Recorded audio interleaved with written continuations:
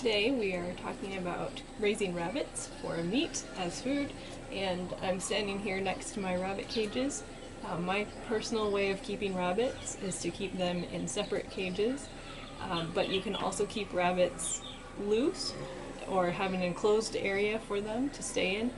I have dogs, and so I don't want them to be on the ground where the dogs could chase or eat them, so I've chosen to use the cages. I also don't need a lot of rabbits for our family, and so the cages are enough space for me. So if you keep rabbits in cages, or if you have an enclosed space for them, there should be about 1 meter by 3/4 of a meter space for each rabbit. Unless it's a mother rabbit and babies, you can keep them in that space, and then once the babies grow up, then you separate them out from the mother. And as they grow bigger, then you slowly divide them from each other. So it's important to make sure that you have, if you're using a cage, you have a cage where the rabbits get some ventilation, some airflow. And so I've got this wire mesh here, and there's also wire mesh on the top of the cage so that air can move through it.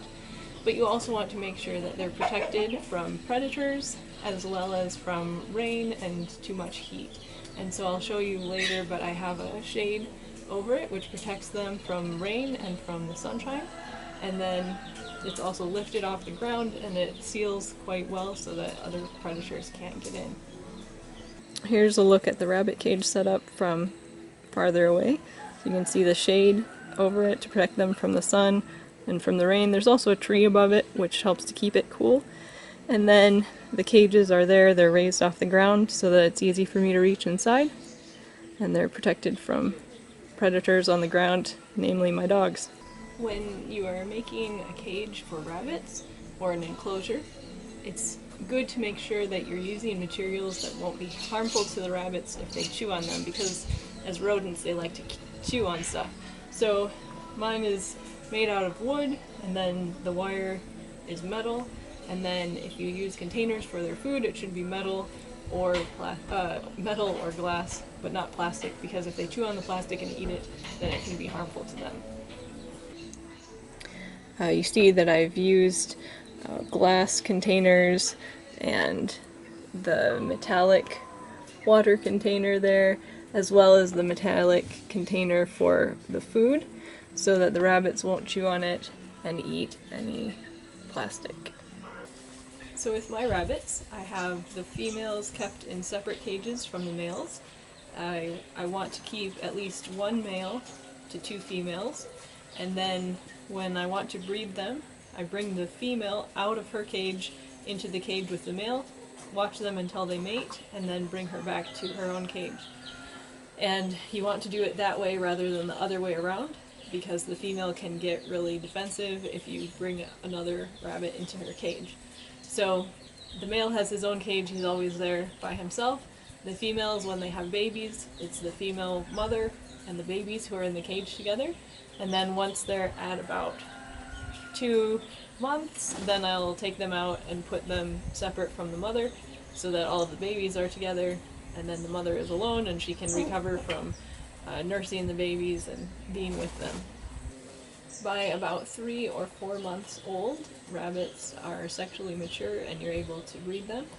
If you are keeping them all just loose together, they'll do this naturally, and then if they're out in a place where there's ground that they can dig in, the mothers will dig a hole and then make their nest inside there for the babies. If they don't have a ground that they can dig in, then you need to have some kind of box or container that they'll go inside to make their nest, because they're not going to give birth to babies just out on a cement floor. So I'll show you what I have for my rabbits up close in just a minute. So rabbits like to make their nest and give birth to their babies in a kind of dark enclosed area. So I've used these clay pots for my rabbits, and I put some holes in the bottom of it and then wired it to the floor so that it doesn't roll around, because they also like to sit on top of the pot. So this rabbit is pregnant. You can see that she's started putting some leaves inside of there, and the next thing she'll do is pull out her hair and make a nest and then give birth to the babies inside there. Once you have seen your rabbits mate, it will take around 30 to 32 days before the baby rabbits are born. And before that time, the mother will start building her nest, and she'll pull out her hair shortly before the babies are born. So besides the pot for making a nest in, let's look at the cage in general. So I did not make these, but I designed them and had a carpenter build them for me. So I've got it off the ground so that it's up high and it's easy for me to reach inside and feed the rabbits. I actually have to stand on a stone to reach the back of the cage, but I can reach all of the corners of the cage. And then I have a floor with a little space in between each of these slats, and that makes it a lot easier to clean because their poop falls through the cracks, and that way you don't have to be sweeping it out every day. And not only do they like to make a nest in the pot, but they also like to hide there, so even if the rabbits are males or they're not pregnant, it's fun to have that there for them to hide in, or they can go and sit on top of it if they want. Rabbits do need water, and so you should make sure that you have something for them to get water from.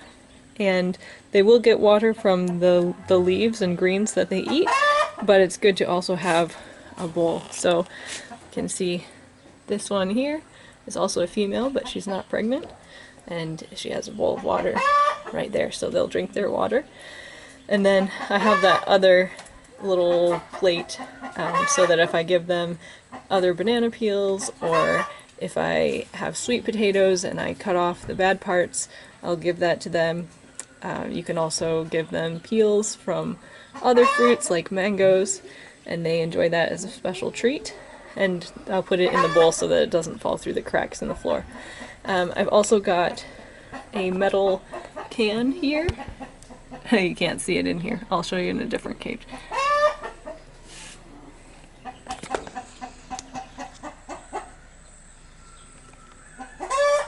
So that's an empty metal can, and I put it there so that we can put the greens that we're feeding to the rabbits inside the can so that they're not just lying on the floor of the cage.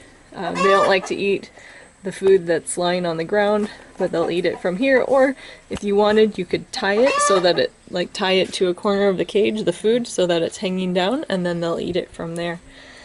So I'll give you a bunch of examples of foods that rabbits like to eat. You can see in this one there's some moringa, and they also like to eat the leaves from all different kinds of legumes. So those are things like beans. They generally have their seeds in a long pod, and then they have sets of 3 leaves. So here's an example of what bean leaves look like, that set of 3 leaves. So rabbits can eat that. And then there are a lot of wild plants that they can also eat, which I'll show to you, as well as other things. This is how the rabbits like to sit on top of things. They also will often use one corner of their cage for a toilet, and often they'll stand on top of their pot like this and use that as a place to go to the bathroom. So with the floor, you could also have a wire mesh floor where the poop would fall through the holes in the wire mesh. However, if your floor was only made of wire mesh, it will hurt the rabbit's feet.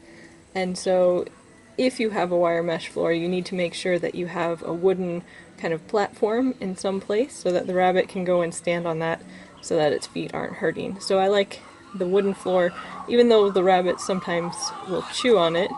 At least it's not going to be harmful to their feet, but the feces, the poop, still falls through the cracks, and it's easy to clean.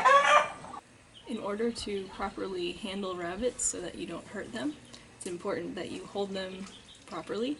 So holding them kind of by the scruff of their neck and then putting your hand underneath them to support them is the best way to hold them. Holding them by their ears can harm them, and if you just hang them, they can kick their legs and hurt their back or legs irreparably. So you want to make sure that you handle them carefully so they don't get injured. So let me be right back with holding one. So you can see I've got him by the back of the neck and I've got my hand underneath him to keep him from kicking. When you're trying to find things to feed to your rabbits, like I said, legumes, things like beans, are safe to feed to them, the leaves. So they have these 3-leaf kind of characteristic, different kinds of beans. So that's an example of something that, yes, you should feed to your rabbits, but if you're trying something new that you don't know if the rabbits will eat, give them a variety of food, not just the one thing, and give a little bit at a time. What should you not feed rabbits? Do not feed them tomato or pepper or eggplant leaves, Irish potatoes or Irish potato leaves, no onions, no avocado, no whole seeds, like you don't give them beans or maize in whole pieces because they can choke on it, and don't give them moldy food. So those are all things to avoid. Do give rabbits sweet potato leaves. They like the sweet potato leaves very much. You can also give them the peelings from the tubers, and that gives them some extra energy, especially if you have a female rabbit who's pregnant or nursing. Then it's a good time to give her some extra food so that she can support those babies that she is raising. Rabbits like banana peels.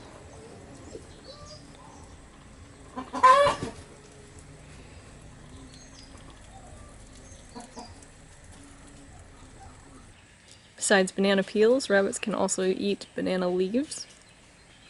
This plant, blackjack, it's got these seeds that are really annoying to stick to everything, but it's a good plant to feed to rabbits that you can find growing wild. Rabbits will also eat different kinds of wild or cultivated amaranth. I don't know what this is called, but rabbits will eat it, as well as this plant. And this plant.